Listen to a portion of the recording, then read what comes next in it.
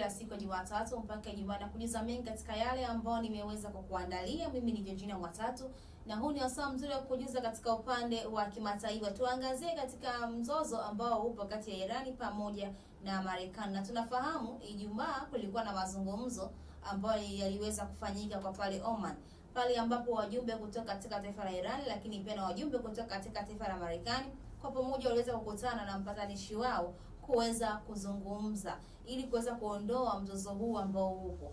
Na hii imekuja ni baada ya mzozo huu kufika mbali zaidi, naweza nikasema hivi. Tumeweza kuona kwa upande wa Marekani vikwazo ambavyo vimeweza kuwekea katika upande wa Irani, lakini hata hivyo tumeweza kuona meli ya kivita ambayo ilikuwa ipo karibu kabisa na taifa la Irani, na Irani waliweza kuzungumzia hilo, lakini kwa baadaye Marekani aliweza kurudisha nyuma meli yake hiyo.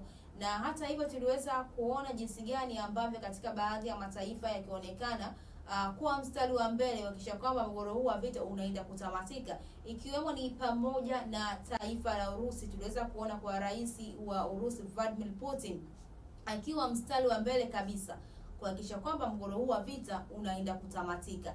Na hata hivyo aliweza kuzungumza Putin akisema kwamba kuna masharti yoyote kuhusiana na taifa lake la Urusi ili tu mgogoro huu wa vita uende kutamatika, yupo tayari. Akasema kwamba yupo tayari hata kama akiweza kusema kama kuhusiana na masuala mazima ya mkataba wake wa nyuklia kati yake yeye Urusi pamoja na Irani, yeye yuko tayari ili tu mzozo huu uweze kutamatika.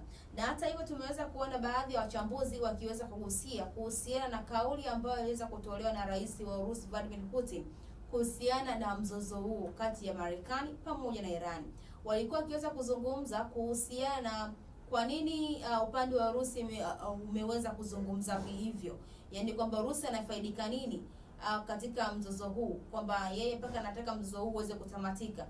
Je, mzozo huu ukiweza kuendelea zaidi na ikiweza kupelekea vita kati ya haya mataifa mawili, Marekani pamoja na Irani, je, Urusi atapoteza wapi?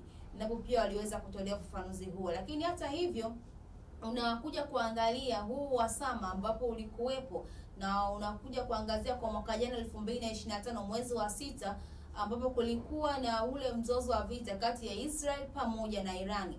Na tunafahamu kwa mwaka jana jinsi gani ambavyo Marekani alikuwa upande wa Israel akisapoti katika jitihada mbalimbali, lakini hata hivyo tunafahamu jinsi gani ambavyo Marekani aliweza kushambulia upande wa Irani na Irani na wenyewe akaweza kujibu. Lakini hata hivyo unakuja kuangazia jinsi gani ambavyo katika mgogoro huu ambao sasa hivi upo kati ya Irani pamoja na Marekani, pande zote mbili wameweza kukaa mezani na kuweza kuzungumza. Tuliweza kuona jinsi gani ambapo ni kiongozi wa taifa la Irani Ayatollah Ali aliweza kuzungumza kuhusiana na taifa lake hilo, akisema kwamba katika taifa la Irani hawatishiwi na vikwazo vyovyote ambavyo wataweza kuwekewa na baadhi ya mataifa ya kigeni, akiweza kutolea mfano kuhusiana na mapinduzi ambayo yameweza kufanyika katika taifa hilo, akisema kwa mapinduzi 22 yaliweza kufanyika katika taifa hilo la Israel, lakini ni kwamba bado Irani imeweza kusimama. Japokuwa unakuja kuangazia mapinduzi ambayo yameweza kufanyika, ambayo yaliweza kufanyika katika taifa la Irani, ambapo amesema kwamba ni mapinduzi 22 yaliweza kufanyika, lakini serikali ya Irani iliweza kushinda.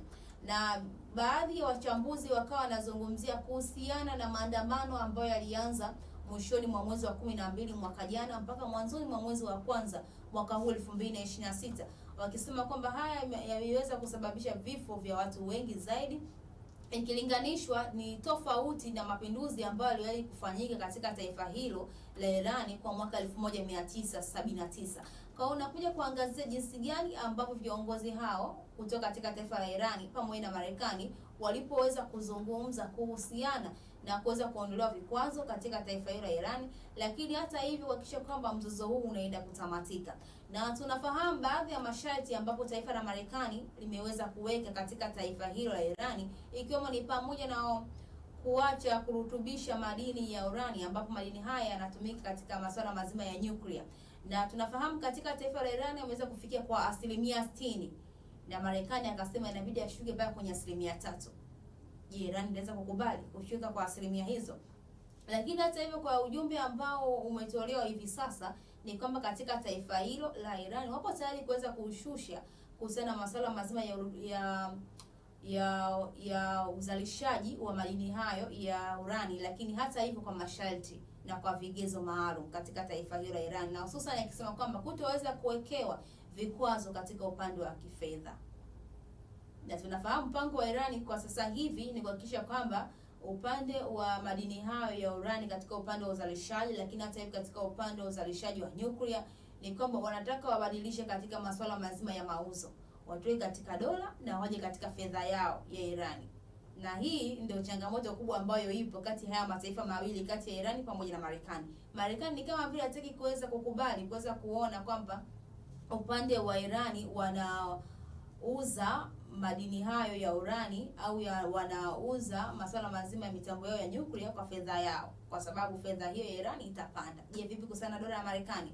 Mtazamaji, natamatisha hivyo Morning Victory siku hii ya leo, ni saa 3 kamili.